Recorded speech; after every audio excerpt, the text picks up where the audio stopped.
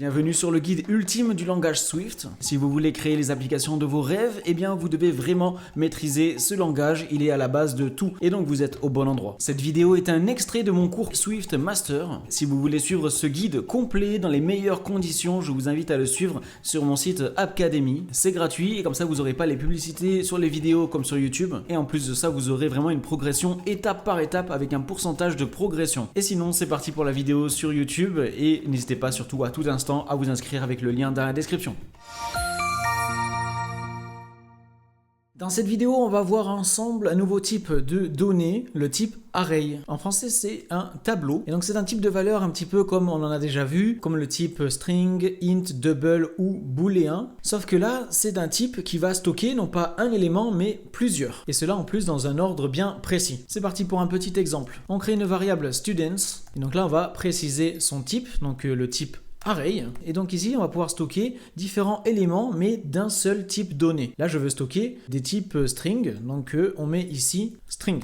C'est un tableau de string. Ensuite, on met égal et entre crochets, comme ça, on va pouvoir mettre nos différents éléments dans notre tableau. On va commencer par mettre Pierre, une petite virgule. Ensuite, notre deuxième élément du tableau, Sophie et même Lucas. Voilà, hop, la recommandation, parfait. Et donc ici, dans la variable student, on a bien notre tableau de 3 personnes. Et donc ça, c'est l'une des manières de préciser le type de données. Mais on a une autre façon. Je vais créer un autre tableau de score. Donc ça va être un tableau d'integer. Donc là, on peut mettre directement des crochets et écrire int à l'intérieur. Ça revient exactement au même. On a ces deux manière de créer un tableau. Et moi, je préfère celle-là, j'utilise le plus souvent celle-ci. Et donc après, on met égal, nos crochets et on met nos éléments à l'intérieur. Donc ça, c'est notre deuxième tableau, parfait. Et donc dans ces deux variables, on a bien précisé explicitement le type de valeur. On a bien précisé ici que c'était un tableau de type string et là, un tableau de type int. Mais tout comme les autres types de données qu'on a déjà vus,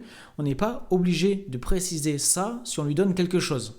Swift peut le deviner. Donc je crée un autre tableau de température et là on peut directement écrire nos données. Donc là on a bien un tableau de type double par rapport à ce qu'on a mis à l'intérieur. On fait option clic sur température et on va pouvoir voir que c'est bien un tableau de type double. Si on avait enlevé les virgules ici, et ici maintenant on a un tableau de type integer. Donc pas besoin de préciser le type quand on lui donne des données directement. Donc là on a vu comment créer des tableaux en leur donnant des valeurs directement.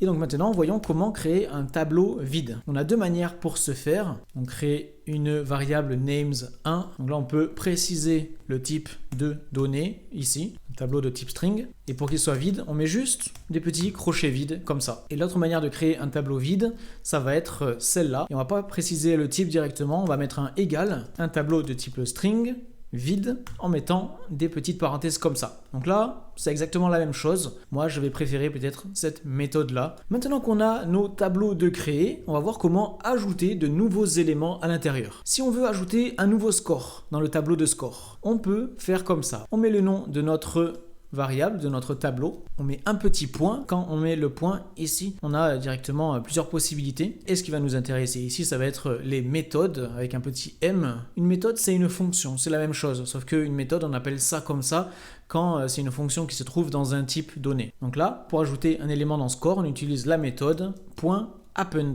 Et donc là, dans les parenthèses, on met l'élément qu'on a envie d'ajouter. Il faut que ça soit un élément du même type que notre tableau. Là, c'est un tableau d'integer, on ne peut pas ajouter un type double. Ici, j'ajoute 9001. Et donc en faisant ça, en utilisant append, ça va ajouter notre valeur à la fin du tableau. Donc actuellement, score est égal à 42, 3, 145, 99 et 9001 maintenant, dans cet ordre précis. Parce que je rappelle, le type array est un tableau qui stocke des éléments dans un ordre vraiment précis. Et du coup, on a une manière d'ajouter un élément à un endroit précis à l'intérieur du tableau. On fait score.insert. Cette fois-ci, on va insérer un nouvel élément. J'ajoute 999 et on va préciser à quel endroit on veut ajouter notre élément dans le tableau. Donc comme je vous l'ai dit, un tableau, ça stocke les éléments dans un ordre précis et chaque emplacement va avoir un identifiant, ce qu'on appelle un index. Le tout premier élément d'un tableau, donc ici notre 42, se trouve à l'index 0, à l'adresse 0. Les tableaux commencent toujours à 0. Donc 42 se trouve à l'index 0, 3 se trouve à l'index 1 du coup, 145 à l'index 2 et etc. Donc moi, si j'ai envie d'ajouter un nouvel élément, si je veux ajouter ce 999 au tout début du tableau, je vais le mettre à l'index 0. Et du coup, tous les autres vont se décaler. Ensuite, on va voir comment supprimer un élément d'un tableau. On a plusieurs manières de faire ça là aussi. Et donc là, je vous montre tout ça. Mais comme d'habitude, là, vous allez apprendre ça à force de pratique.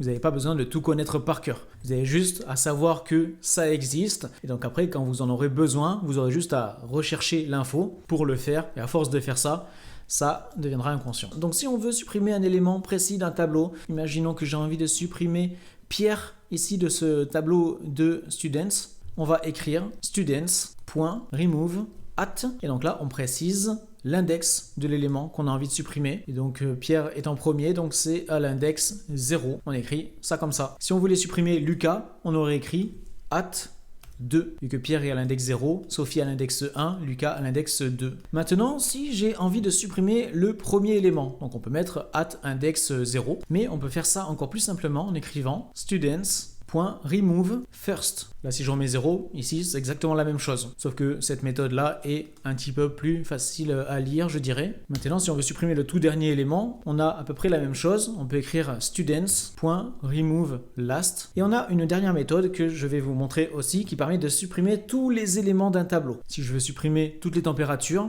déjà ici on met une variable, une constante. Et donc on va écrire le nom du tableau, .remove all. Et donc là, ça supprime tout ce qu'il y a à l'intérieur. Et attention, quelque chose de ultra important, veillez toujours quand vous indiquez un index, donc une adresse dans un tableau, veillez toujours à ce qu'il y ait quelque chose à cette adresse. Donc là, si je veux ici supprimer l'élément dans le tableau à l'index 8, ici, ça va faire cracher le programme. Il n'y a rien à l'adresse 8. Du coup, ça va poser problème. Attention, toujours à veiller, à faire attention à ça. Donc, on a vu comment créer des tableaux, comment ajouter des éléments à l'intérieur, comment en supprimer. Donc maintenant, voyons comment utiliser les éléments dans ces tableaux-là. Je vais mettre tout ça en commentaire, comme ça. Donc, on ait toujours nos éléments dans Students. On va continuer à travailler avec. Imaginons que j'ai envie de savoir qu'est-ce qui se trouve en première place de notre tableau. Si je veux print le premier élément du tableau, je vais écrire Students. Et donc là, on va pouvoir préciser l'adresse en mettant entre crochets l'index. Si je mets Students 0, ça va récupérer Pierre. Si je mets Students entre crochets 2, ça va afficher Lucas. Et là aussi, attention à utiliser un index qui existe. Si on met Students 3, eh bien ça va cracher. Un petit peu comme on l'a vu avec remove et remove first, on a à peu près la même chose. Si on veut afficher le premier élément du tableau, on peut écrire students.first. Ensuite, on a à peu près la même chose pour afficher le dernier élément d'un tableau, students.last. Et si on veut sélectionner un élément aléatoire dans le tableau, au hasard, on va pouvoir écrire students.randomelement. Comme ça. Maintenant, si je fais students.